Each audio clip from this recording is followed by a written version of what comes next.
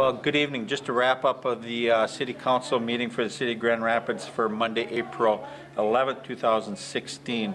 At the work session today, just had a couple of visitors in two very kind of important areas. One was Megan Christensen was in from Visit Grand Rapids and talking about the impact of tourism on our community. And I think that the numbers are astounding, but I think that they can continue to get better, and they are getting better on a year-to-year basis. From 2013 to 2014, they increased by $5 million, from about $67 million to 74, almost $74 million in 2014, which is quite an impact in the area, and it's certainly an impact from the employment standpoint. That employs about 1,458 employees from the tourism side of it. So it's important for us to continue to work with that organization to promote Grand Rapids as a tourist destination. And with the information we heard this evening from Megan, we're trying to find some ways to help fill in not only the active parts of the season, but to fill in shoulder months from a tourism standpoint as well. Also this afternoon, we had in a group looking at Itasca Clean Energy team, looking at solar power in the City of Grand Rapids. If you've drove down by the library, you've seen the sunflowers that are currently sitting there that are used for educational purposes, yet do put a limited amount of energy back into the system. We're looking at a community-wide initiative and involvement and interest from residents out there to go out and purchase some panels to look at as much as 1 megawatt of solar energy that could be distributed back into the system that would help shave peaks and offset some costs that we currently have from a purchase power standpoint of coal-fired generation that comes into our system. So two very important topics that at some point in time we've asked the group to come back in July to give some feedback on continued interest in the community, and a survey that the PUC will put out asking if other residents that are already currently on the PUC system, what their interest is in pursuing that. It was Arbor Day. We had a proclamation declaring April 29th and May go out and plant a tree, but to certainly take care of the trees in our community from the standpoint of the benefits that trees add from a health environment to a personal side of improvements that they can do from a health standpoint. That was good to continue what we do. Grand Rapids has been noted for multiple years. I'm not sure what the number is, but it goes back well before I was here as being a national tree city in the state of Minnesota. Not a whole lot on the consent agenda. We pulled some items as it relates to parks, and as we always do when we don't have full information, we look to pull some of these pieces and get them over for more discussion. So we have a couple of topics that will be coming back in 2 weeks. As you recall, 2 weeks ago, we did not have a department head report, so we had two department head reports this evening. Rob Matei was in on community development. We had our second best year in 2015, $33 million worth of projects between commercial, residential, and government projects, which is in the last 10-year period is the second highest year that we've had from the standpoint of new construction.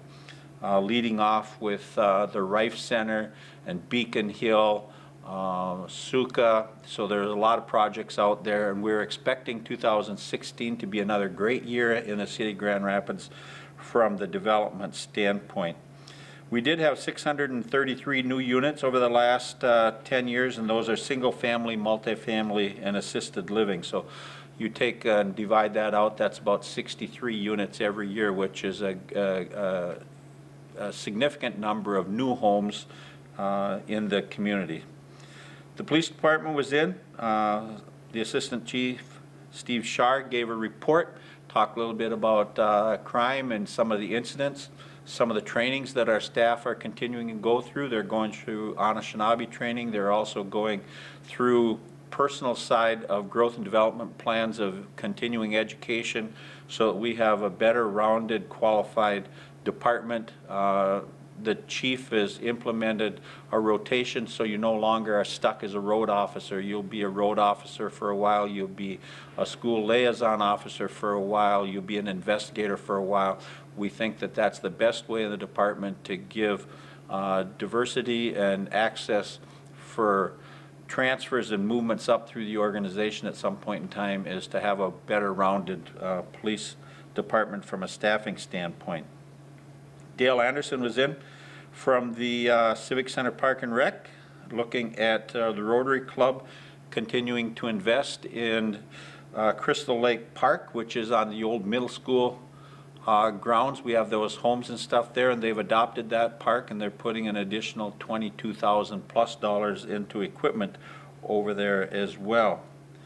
We got our final easement from the Iversons for the 5th Street and 8th Avenue projects coming up, so we're expecting that as we get closer to the June start date, we will be all hands on deck, and that project will get going right after school ends for the year, and the project will be done, as we said before school starts next fall. The golf course approved some leases agreements with To The Green for GPS tracking. We also approved on the police department side purchase of 15 new laptops that are carried in the squad cars. As you recall and know, that in order to keep our police department out there on the road versus having to come back into the office to do stuff, we've made them literally an office on wheels, and that they are connected electronically to records and everything, so that with the laptops in their vehicles, they can do everything that's needed when they have a stop or they have a response to an incident at a residence or wherever it might be.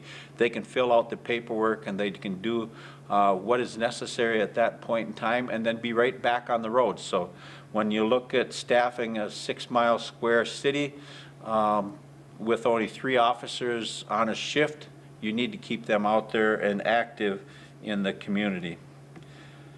Under administration, we changed our board. Recall 2 weeks ago we started the board, the Police Advisory Board, with 7 members, and the discussion went that in order to accommodate additional members, because there was such a qualified group that had applied, we decided to go to 9 members, and we did that this evening with the addition of Charles Burris and John Nalen to that group.